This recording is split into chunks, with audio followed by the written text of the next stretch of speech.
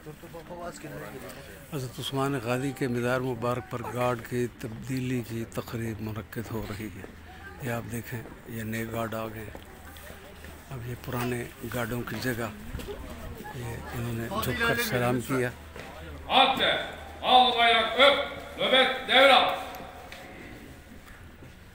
अब ये पुराने गार्ड निकल रहे हैं। Üste gök çökmedikçe, altta yer delinmedikçe, canımdan az bildiğim bu al bayrak sendedir karındaşım. Üste gök çökmedikçe, altta yer delinmedikçe, canımdan az bildiğim bu al bayrak sendedir karındaşım.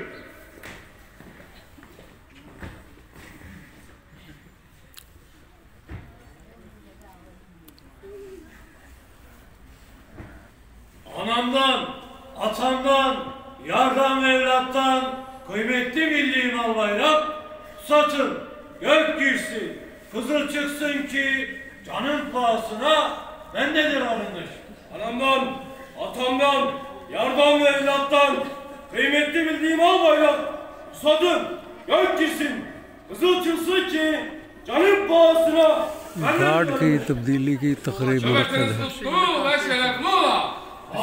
Biz de karşıya geçiyoruz. Hızlı olur musunuz biraz? Biraz seri lütfen. Sat, şan, yola devam.